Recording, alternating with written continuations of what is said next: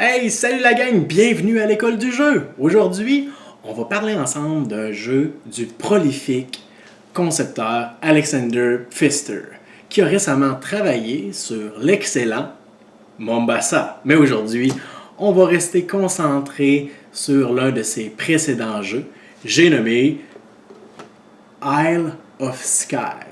Un petit jeu, mais qui est ô combien excellent. Je vous en dis pas plus, restez avec moi. Bon visionnement.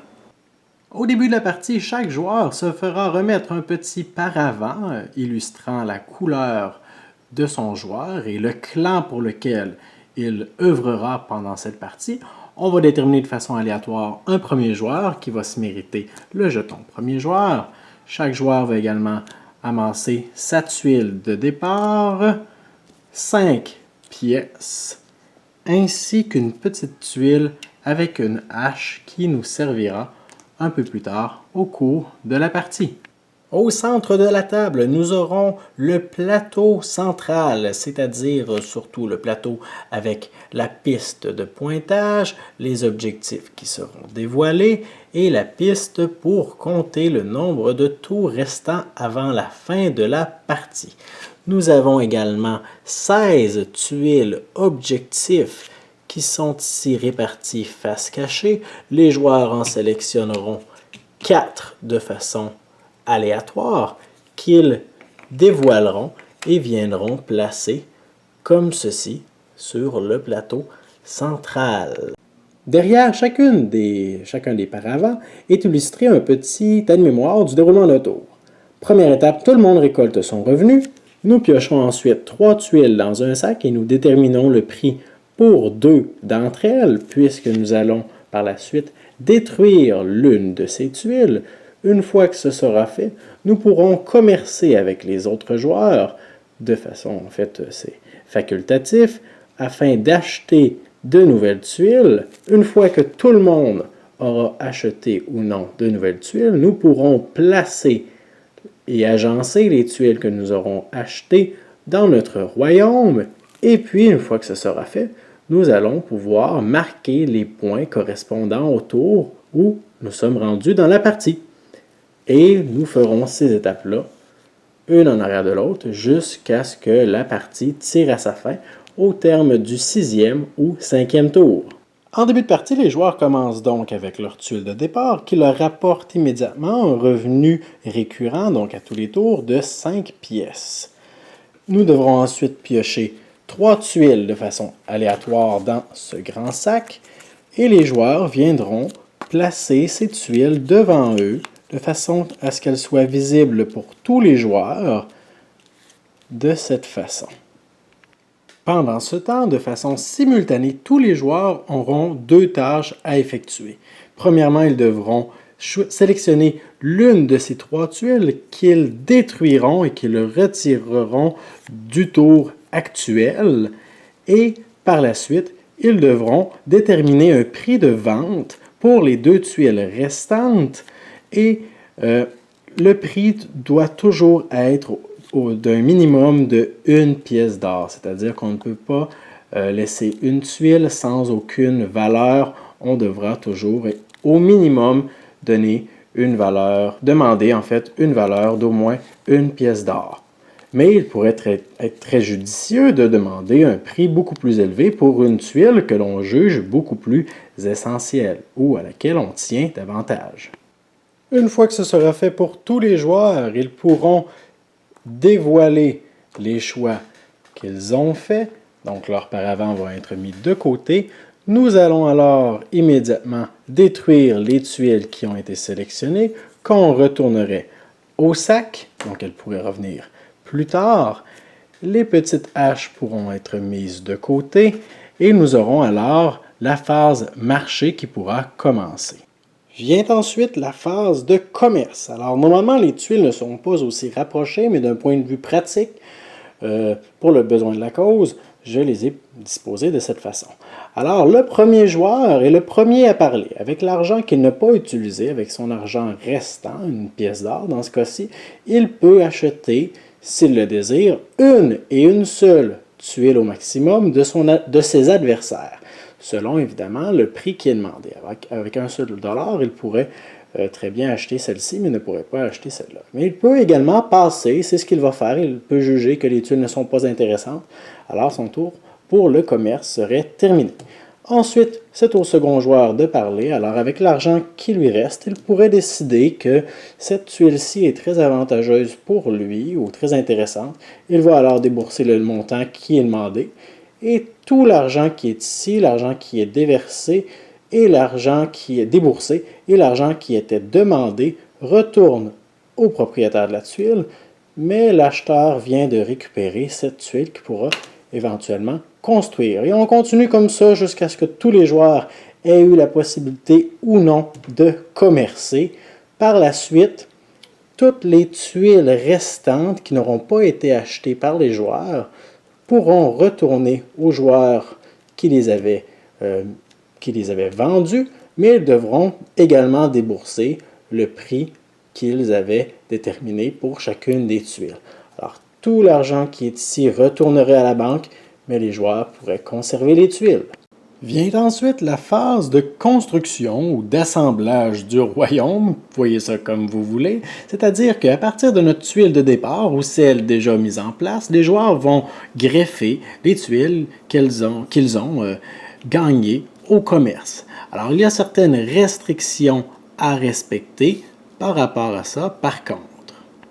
Si on prend quelques secondes ensemble afin de regarder l'anatomie d'une tuile, on remarquera qu'il y a 3 types de terrains différents. Les types d'eau, les types de prairies et les types de montagnes. Alors, l'une des seules restrictions de ce jeu, lorsque vient le temps de placer les tuiles ensemble, c'est de faire communiquer les types de terrains ensemble de cette façon-là.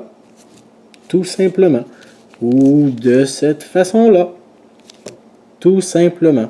Les prairies doivent communiquer avec les prairies et les montagnes doivent communiquer avec les montagnes. Il y a également des routes, comme vous voyez sur la plupart des tuiles.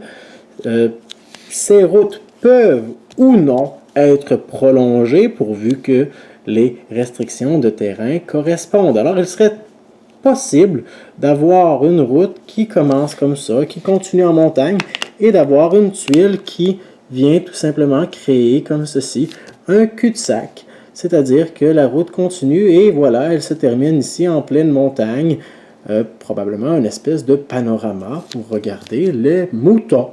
Mais oui, c'est possible. Alors tout ceci se fait simultanément, tout le monde construit son empire en plaçant les nouvelles tuiles dont il aura fait l'acquisition précédemment. Et une fois que tout le monde a placé ses tuiles, on peut faire la vérification comme quoi tous les placements sont légaux. Et ensuite vient le temps de marquer des points. Mais avant, je vous ferai remarquer que selon les choix que vous allez faire lors de la phase commerce, il est possible que vous puissiez construire un minimum de 0 tuiles. Alors si vous jouez à 3 joueurs et plus, que vous décidez de ne pas en acheter et que vous vous faites acheter vos 2 tuiles, il est possible que vous ne puissiez pas construire de tuiles, jusqu'à un maximum de 3 tuiles, c'est-à-dire si vous jouez que personne ne vous achète vos 2 tuiles de départ et qu'en plus à votre tour vous décidez d'acheter une tuile à un autre joueur, vous pourrez placer, comme c'était le cas juste ici pour le joueur vert, un maximum de 3 tuiles. Au terme du tour, nous allons consulter le plateau central afin de déterminer qui fera des points et selon quelles circonstances. Alors, tout dépendant du tour où est-ce que nous sommes rendus, nous avons des petites bannières juste en bas ici qui vont nous indiquer quel objectif nous allons marquer à la fin du tour actuel. Alors, à la fin du premier tour, nous allons marquer uniquement les points attribués à l'objectif numéro, ou en fait à l'objectif de la bannière A. Alors, chacun de ces objectifs, vous vous souvenez, a été pioché de façon aléatoire en début de partie et vont nous prodiguer des points selon différentes circonstances, comme par exemple ici, nous avons l'objectif A qui va allouer 2 points pour toutes les montagnes qui sont fermées dans notre panorama, dans notre empire, peu importe leur taille. L'objectif B donnera 1 point par mouton qui se retrouvera dans notre territoire. L'objectif C va allouer 5 points au joueur qui aura le plus de bateaux dans ses terrains maritimes et 2 points au joueur qui sera en seconde place pour le nombre de bateaux. Et l'objectif D donnera 1 point pour toutes les tuiles avec des routes qui mènent jusqu'au château de départ. Alors, dans une telle situation, le joueur vert viendrait tout simplement de marquer 2 points pour avoir fermé une montagne ici. Vous voyez, là, un territoire fermé, c'est-à-dire que les limites de ce territoire sont fermées, en fait, oui, selon tous les côtés et les arêtes d'une tuile. Alors, cette montagne-là ne peut pas être prolongée, elle est terminée, elle est fermée. Par contre, les deux montagnes qui sont ici ne le sont pas, alors elles se poursuivent. Même principe, vous voyez, pour cette rivière ou ce lac qui se poursuivrait parmi différentes tuiles. Alors, pour l'objectif A, le joueur vert viendrait de marquer 2 points pour avoir fermé 2 montagnes. Et par la suite, on avance le marqueur de tour pour nous indiquer que nous commençons le second tour et qu'à la fin de ce tour, nous allons marquer les points de l'objectif B. Plus la partie avancera et plus votre territoire sera vaste et probablement que votre revenu sera également plus élevé. Alors au début de chaque tour, vous vous en souvenez, tous les joueurs vont récolter leur revenu.